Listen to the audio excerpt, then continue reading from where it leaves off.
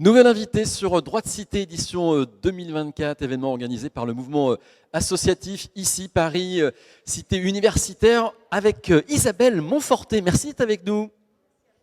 Bonjour, vous êtes directrice de l'animation des secteurs et des programmes de la Fédération Générale des PEP. Les PEP, c'est les pupilles de l'enseignement public. C'est un réseau de 123 associations de proximité fédérées au sein d'une fédération générale, donc, qui agit pour une société inclusive, et elle intervient dans les domaines de la petite enfance, de l'éducation, des loisirs, du social, du médico-social et du sanitaire. Et ça sur l'ensemble des départements français. Voilà pour la présentation. Alors vous le savez, Droit de Cité édition 2024 consacre une large part de ses travaux à l'Europe. Et vous travaillez sur ces questions européennes. Comment les PEP s'investissent d'ailleurs très concrètement dans le cadre d'un programme européen ?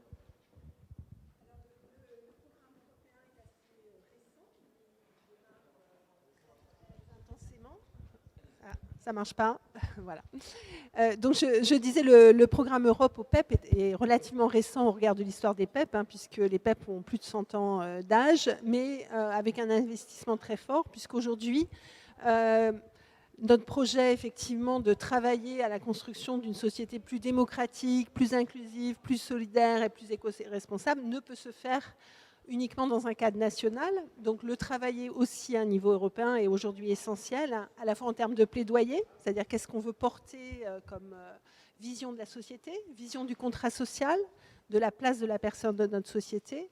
Et donc pour ça, on a à la fois des actions qui vont être, on va dire, des actions de plaidoyer, notamment au niveau de CESE, puisqu'on a une représentation, mais ça va être aussi concrètement des actions de coopération, de mobilité de professionnels pour échanger sur les pratiques les plus probantes, les plus inclusives, travailler à la promotion de la démocratie, de la participation de tous à la citoyenneté, et en relation aussi avec des collectivités locales, puisqu'il nous semble au PEP qu'on ne peut construire une société démocratique que s'il y a aussi une co-responsabilité des corps intermédiaires, associations, collectivités locales, régions, etc., etc. Donc plusieurs axes, un axe collaborative, mobilité professionnelle, et puis il y a un axe de solidarité internationale. Tout à fait. Donc on a développé assez récemment des actions de solidarité en propre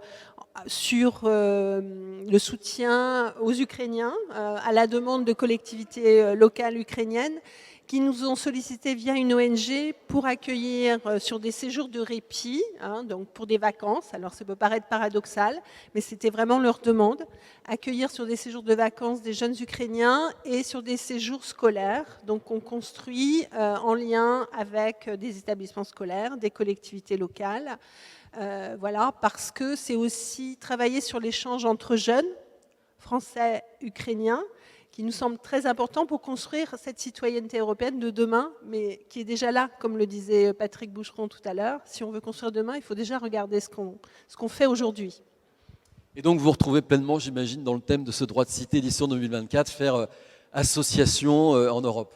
Tout à fait, puisqu'il nous semble que les associations sont le maillon très important entre les citoyens, puisque la participation directe des citoyens, c'est très important, à travers le vote, la consultation, mais aussi comment on fait société, comment on construit du lien social à travers des actions et comment on construit de la solidarité, qui est pour nous, au PEP, une valeur très importante.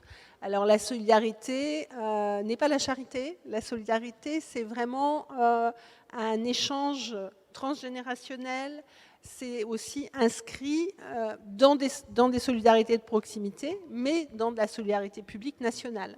Donc c'est à tous ces échelons-là qu'il nous semble important d'agir pour construire ensemble cette Europe de la paix. Et on note bien qu'on parle de plus en plus de paix, mais c'est bien parce qu'on a peur de la guerre et qu'elle n'est pas loin. Merci beaucoup Isabelle Montforté. Je rappelle que vous êtes directrice générale de l'animation des secteurs et des programmes de la Fédération Générale des PEP. Merci à vous.